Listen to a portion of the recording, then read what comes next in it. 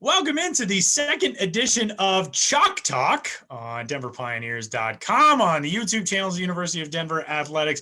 Excited to talk some Denver men's basketball with you. My name is Tyler Maun, joined by the head coach of the Denver Pioneers, Rodney Billups. Coach, what's going on? How are you?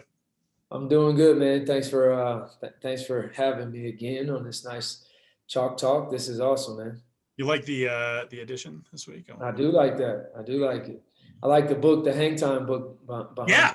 Got that. We were 2 years ago. We went to Seattle for the Thanksgiving weekend, and Elgin Baylor, a proud alumnus of Seattle University, they had his book there. That's actually, if not next on my list, it's going to be on the book after. I've been rolling through books to start 2021. I feel good about it. So, what about you? You reading anything right now? Just scouting reports, man. Scouting reports and stat sheets and analytics, and trying to make our team better. But yeah, no, baby books. How about that? That's true. That's true. Getting set for the real big acquisition of the 2021 year. So that's a lot of reading. That's a lot of heavier reading than like me reading about Elgin Baylor too. That's a lot of sleeping while you read too. Well, let's talk about this week for the Denver Pioneers. Last week, we got a chance to do our very first Chalk Talk of this 2021 Summit League campaign. And unfortunately, shortly thereafter, some COVID issues for your guys, which is something that every program across the landscape of college basketball has had to deal with this year. Tell me about just last week, getting ready to, get back after it. Thankfully, only a couple of positive tests. The rest of your guys, it seems like everybody's healthy and doing okay. But what have the last, week plus been like for you?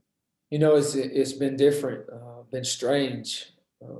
It's been, us taking care of each other, us making sure that we're covered in a sense of, those guys that did test positive have 15 brothers, it's a couple uncles in our staff, and making sure that their parents are confident that they're taken care of. So it's been us working on us and making sure that we keep what's important, and that's the well-being of our student athletes.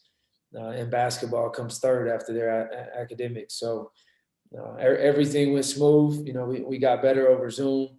We certainly had a few meetings here and there, and communicated over text message while we were all quarantined for 7 full days of a lot of thumb twirling and watching other teams play and preparing for our next 8 games. But it's been good just to get back in the gym with our guys and try to put some good effort together this weekend against North Dakota. You're getting ready for a series against one of the better teams in the Summit League in South Dakota State, and then that doesn't happen. So you sort of have to just flush all of that out. Do your guys get an opportunity to kind of get started on North Dakota as somewhat of a head start? How does that work from a standpoint of, when you knew you weren't going to play, do you get a chance to kind of get them in the mode of North Dakota a little early? We thought about that, and we went against that idea because it's not.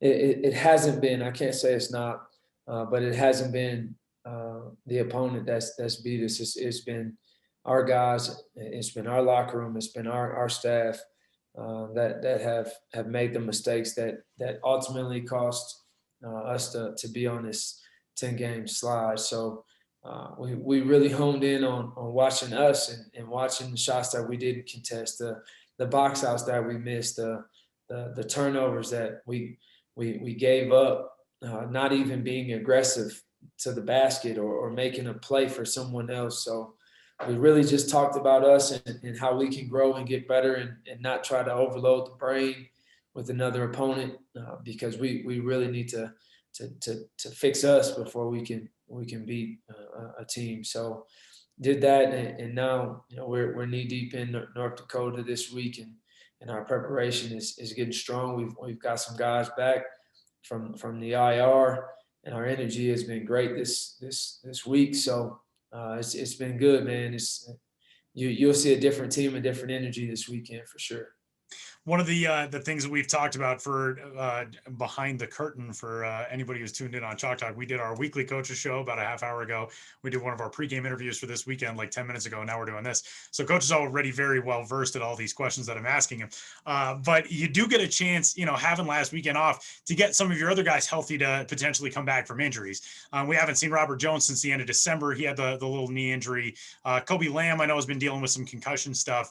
To be able to be getting those guys either back or very close to back, what does that mean for you guys, the coaching staff, and what you're going to be able to do with them?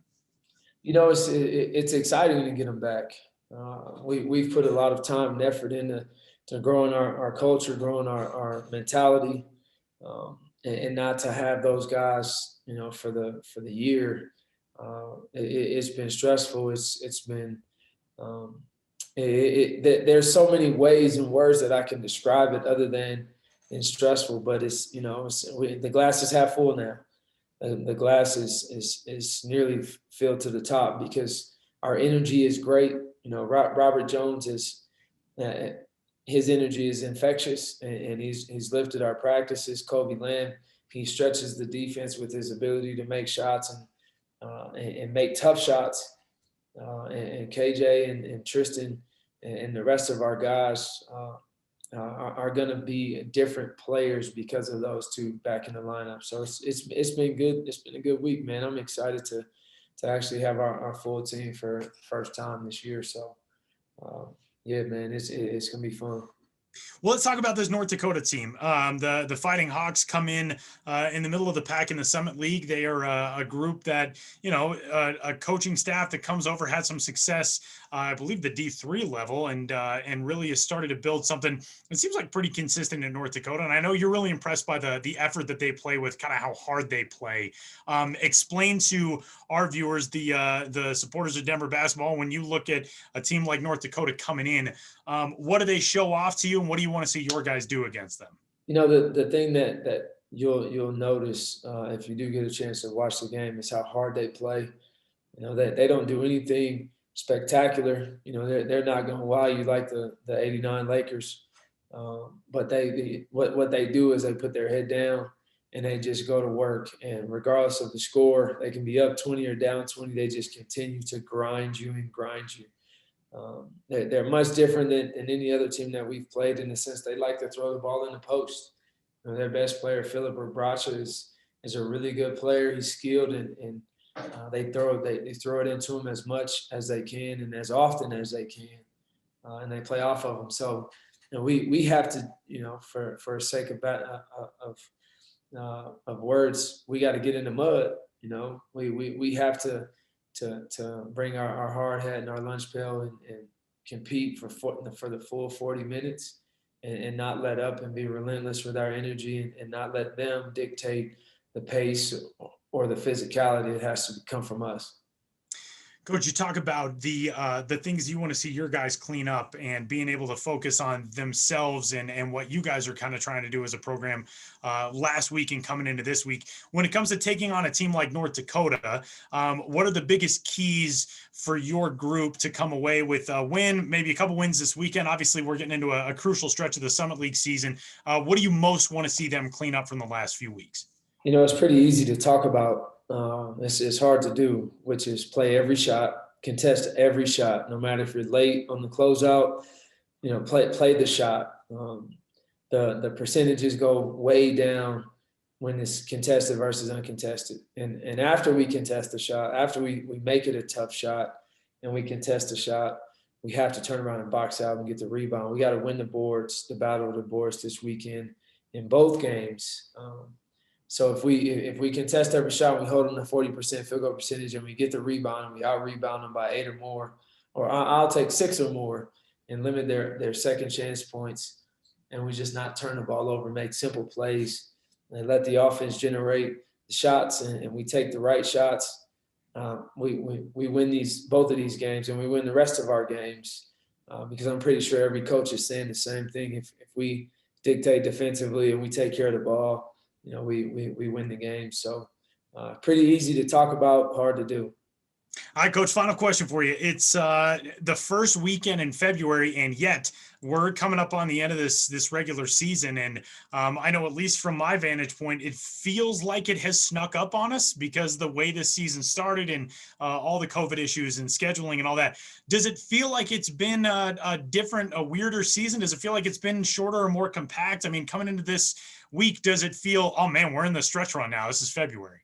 Absolutely.